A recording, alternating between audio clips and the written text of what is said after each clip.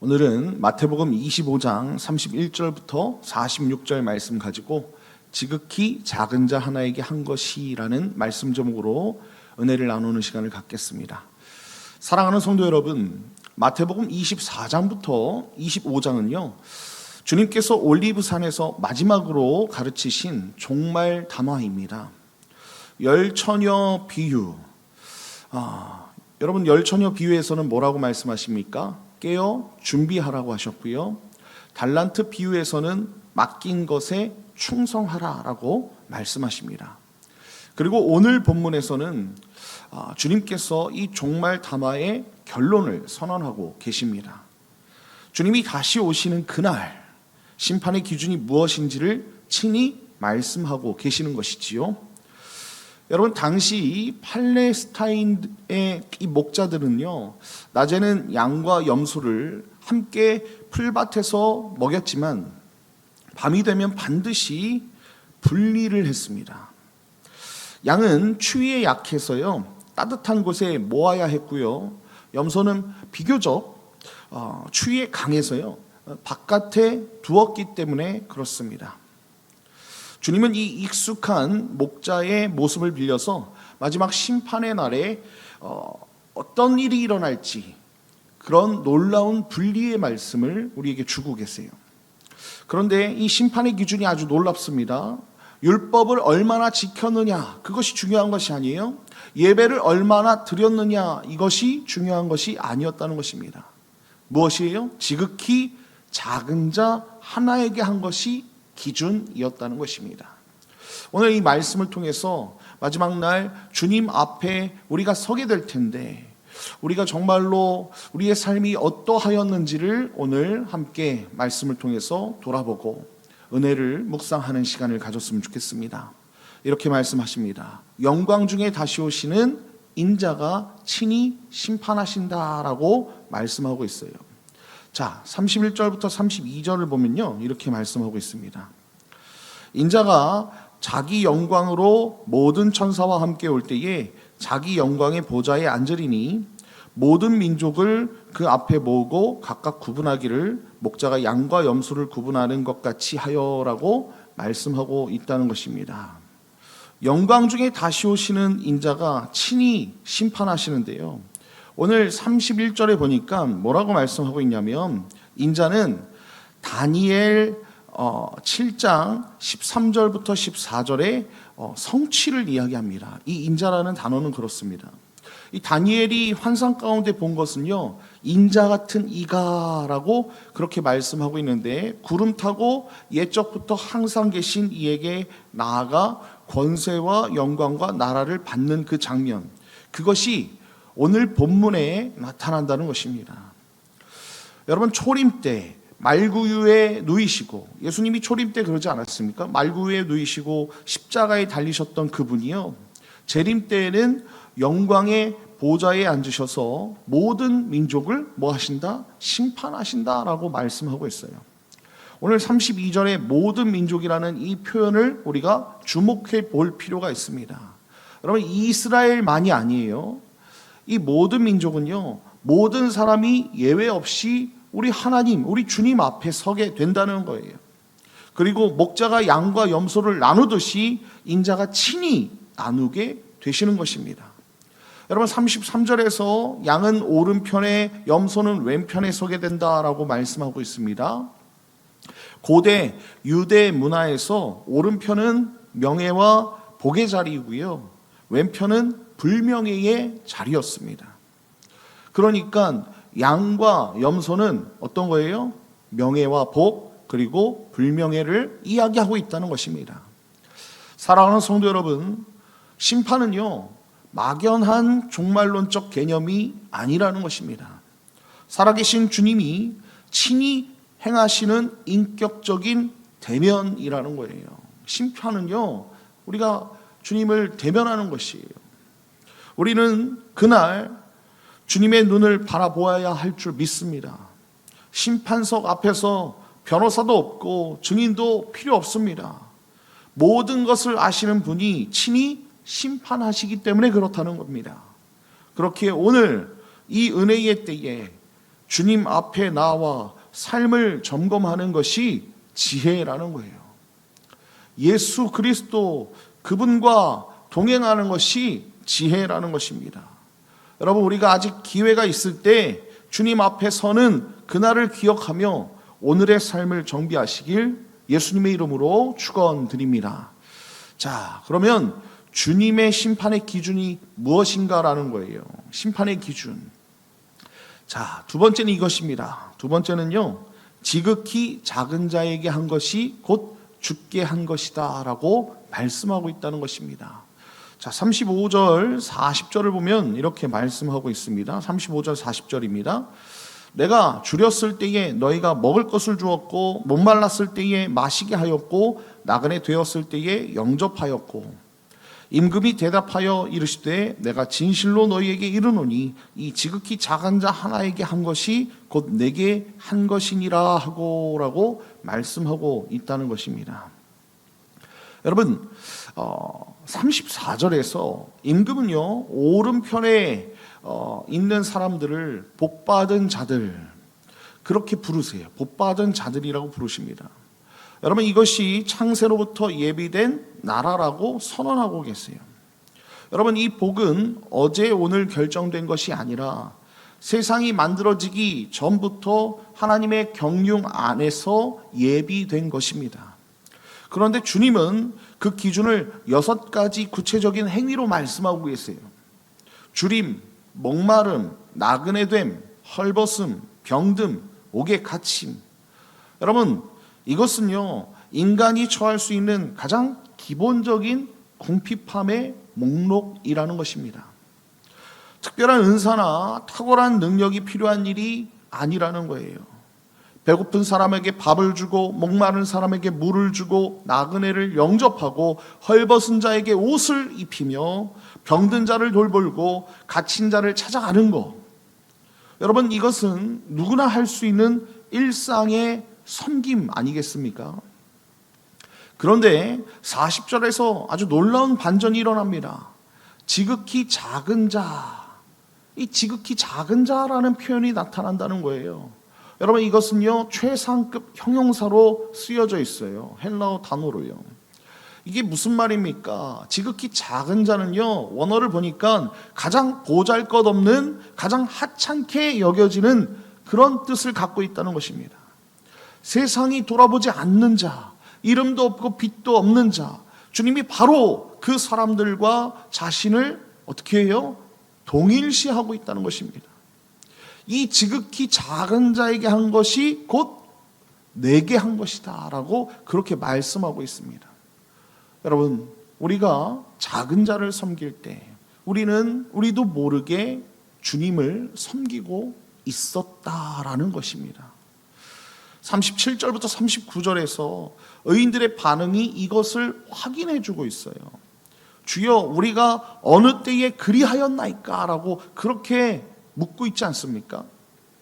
여러분, 이들은 자신들이 주님을 섬겼다는 사실조차 모르는 거예요. 여러분, 이것은 이 사랑의 행위가 보상을 기대한 그런 계산이 아니라 그리스도 안에서 자연스럽게 흘러나온 믿음의 열매였음을 우리는 알 수 있다는 것입니다. 참된 믿음은 반드시 사랑의 행함으로 나타나는 것입니다. 여러분, 그 행함은 의식하지 못할 만큼 자연스러워야 된다는 거예요. 우리 안에 지극히 작은 자를 섬길 수 있는 그런 은혜, 그런 능력, 하나님이 주시는 그런 기쁨이 있었으면 좋겠습니다. 사랑하는 성도 여러분, 작은 자를 섬기는 일은요, 특별한 사람만 하는 것이 아닙니다. 교회 안에서 힘들어하는 형제 자매들에게 전화 한 통 할 수 있는 거예요. 아픈 이웃에게 따뜻한 국 한 그릇 줄 수 있는 거예요. 외로운 영혼들에게 건네는 그 한마디의 위로, 이것이 우리가 우리 주님을 대접하는 것이다 라는 것을 여러분들이 깨달으시길 예수님의 이름으로 축원드립니다. 여러분, 우리가 선교지에 가야만, 큰 헌금을 내야만 주님을 섬기는 것이 아니라는 것입니다. 바로 오늘 우리 곁에 있는 지극히 작은 자가 누구인지 돌아보시길 예수님의 이름으로 축원드립니다. 그 사람이 땅끝인 거예요. 눈앞에 있는 그 사람을 우리가 외면하지 않는 것이 곧 주님을 영접하는 믿음의 증거라는 것을 여러분들이 잊지 마시길 예수님의 이름으로 축원드립니다. 자, 반대로 왼편에 있는 자의 문제는 무엇이었냐라는 거예요. 왼편에 있는 자. 자, 세 번째는 이것입니다. 세 번째는요, 하지 않는 것이 곧 죽게 하지 않는 것입니다 라는 것입니다. 하지 않는 것이 곧 죽게 하지 않는 거예요. 이것이 왼편에 있는 자의 문제였다는 거예요.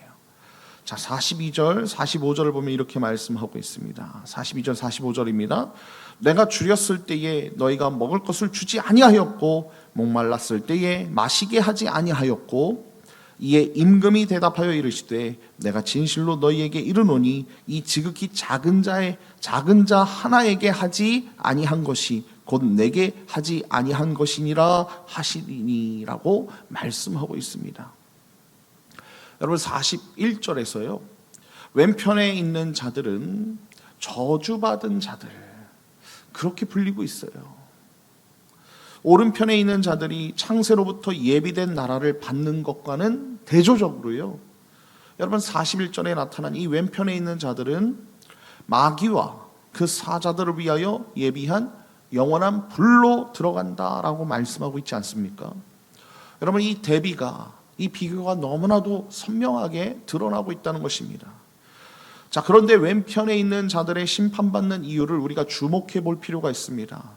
여러분 그들은 악한 일을 저질러서가 아니라 선한 일을 하지 않아서 심판받았다는 거예요. 남을 해치지 않았습니다. 도둑질하지 않았습니다. 살인하지 않았습니다. 그러나 배고픈 자 앞을 그냥 지나갔고 헐벗은 자를 외면했고 갇힌 자를 잊었다라고 말씀하고 있지 않습니까? 여러분 45절은 선언합니다. 이 지극히 작은 자 하나에게 하지 아니한 것이 곧 내게 하지 아니한 것이니라. 예. 46절에서 우리 주님은 최종 판결을 내리시는 거예요. 그들은 영벌에, 의인들은 영생에 들어가니라라고 말씀하고 있다는 것입니다. 여러분 여기서 영벌과 영생은요 같은 형용사 영원한이라는 헬라어 아이오니오스라는 이 헬라어로 사용되고 있습니다. 영생이 영원한 만큼 영벌도 영원하다는 거예요. 여러분 이것은 가볍게 넘길 수 없는 아주 엄중한 경고라는 것입니다. 사랑하는 성도 여러분, 우리는 가장 먼저 우리 스스로를 구원할 수 없기에 예수님을 뭐 해야 돼요? 믿음으로 영접해야 할 줄 믿습니다. 그리고 그렇게 믿음으로 영접한 사람이 그 구원의 기쁨을 갖고 뭐 해야 돼요? 오른편에 있는 자들처럼 가난하고 힘들고 헐벗고 굶주린 자들에게 나아가 예수 그리스도 그분의 사랑으로 그들을 섬겨야 된다는 것입니다. 여러분 그런 사람들이 주님 앞에 영원한 생명을 받을 수 있는 귀한 사람들 아니겠습니까? 오해하지 마십시오. 행위로 구원받는다라는 얘기는 아닙니다. 그러나 구원받은 자들의 반응은, 삶의 목적은 거기에 있어야 된다는 거예요. 우리 주님을 위해서 뭐예요? 하나님 나라 확장, 하나님 나라 확장을 하는데 그 주님의 사랑을, 그 복음을 전할 수 있는 우리들이 되어야 되는 것 아니겠습니까? 그런데 우리가 그렇게 하지 못한다면 과연 우리가 진정 예수님을 믿는 사람이겠습니까? 가난한 사람들, 힘들고 어려운 사람들, 그들을 우리가 대접하지 못한다면 과연 내가 진짜 믿음이 있는지는 우리가 스스로 점검해 봐야 된다는 것입니다. 이건 예수 안에 있는 자들에게만 해당되는 이야기겠죠. 사랑하는 성도 여러분, 무관심은 오늘 보니까 뭐라고 말씀하세요? 죄다라고 말씀하고 있습니다. 나는 남에게 해를 끼치지 않았다라는 것으로만으로 충분하지 않다는 거예요. 주님은 이렇게 물으시는 거예요. 너는 사랑을 했느냐? 예. 어디에서요? 내 이웃을 내 몸과 같이 사랑했느냐라고 묻고 계시는 것입니다. 수직적으로는 하나님을 사랑하고 수평적으로는 어떻게 해야 돼요? 이웃을 사랑하는 것이 우리의 마땅한 본분이라는 것입니다. 여러분, 이것은 동시에 일어나야 되는 거예요. 보고도 지나친 것, 알면서도 외면한 것, 할 수 있었는데 하지 않은 것, 그것이 우리에게 어쩌면 징계의 근거가 될 수 있어요. 제가 오늘 앞에 서론에서는 심판이라고 말씀드렸지만 예수 그리스도를 믿는 자들은 심판받지 아니합니다. 사망에서 생명으로 옮겨지지 않았습니까? 그래서 우리는 징계를 받을 수 있다는 거예요. 물론 하늘에서 받는 것이 아니라 이 땅에서 받을 수도 있죠. 교회 안에서, 가정에서, 일터에서 우리 곁에 있는 작은 자를 외면하지 않는 것, 그것이 살아있는 믿음의 증거라는 것입니다. 하지 않은 죄를 돌아보며 오늘부터 눈앞에 있는 한 사람을 사랑으로 섬기는 우리들이 되었으면 좋겠습니다. 이 은혜가 저와 여러분에게 가득 넘치시길 예수님의 이름으로 축원드립니다. 결론입니다. 사랑하는 성도 여러분, 존스 홉킨스 대학교 사회학과 교수가요, 학생들에게 과제를 내었습니다. 볼티모어의 빈민가로 가서 청소년 200명의 생활 환경을 조사하라라고 말씀한 거예요. 조사 결과 학생들은 이렇게 적었습니다. 이 아이들에게는 미래가 없습니다. 너무 가난해서 기회가 없기 때문입니다. 놀랍죠? 가난해서 미래가 없습니다. 그런데요, 놀라운 것은 25년 후에 다른 교수가 그 200명을 추적하고 조사를 했어요. 이 아이들 200명을.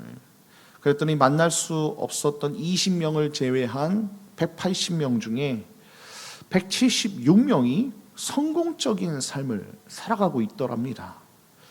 비결이 무엇이었을까? 그래서 이 성인이 된 이 아이들에게 물었어요. 그런데 한결같이 이렇게 대답을 해요. 한 여선생님이 계셨지요 라고 시작하는 것입니다. 그래서 수소문 끝에 요양원에서 찾아낸 그 여교사에게 다시 이 연구자가 물어봐요. 어떻게 이 아이들을 가르치셨기에 빈민가에 이 사람들이 이렇게 변했습니까? 성공적으로 변했습니까? 라고 그렇게 물어보니까 이 여교사는 미소를 지으면서 말을 합니다. 비결은 간단합니다. 그 아이들을 사랑했답니다. 그렇습니다. 사랑하는 성도 여러분, 이 여교사가 한 일은 대단한 것이 아니었습니다. 세상에 미래가 없다고 버린 아이들, 지극히 작은 그 자들을 내 몸과 같이 사랑한 거예요. 그것뿐입니다. 그 사랑이 200여 명의 그 아이들의 인생을 바꿔놓은 것입니다. 오늘 주님께서 말씀하십니다. 이 지극히 작은 자 하나에게 한 것이 곧 내게 한 것이라. 이름도 없고 빛도 없는 자, 세상이 돌보지 않는 자, 그 한 사람을 외면하지 않는 것, 그것이 곧 주님을 섬기는 것이라는 것을 여러분들이 깨달으시고 눈앞에 있는 그 사람만 사랑하는 것이 아니라 줄 수 없는 자에게 은혜를 베푸셨던 우리 예수님의 사랑처럼 우리도 예수님처럼 이 땅에서 사랑했으면 좋겠습니다. 그리고 그 심판의 날에 복받은 자들이요 이리로 와서 나라를 상속하라라는 이 말씀을 받는 저와 여러분 되시길 예수님의 이름으로 축원드립니다.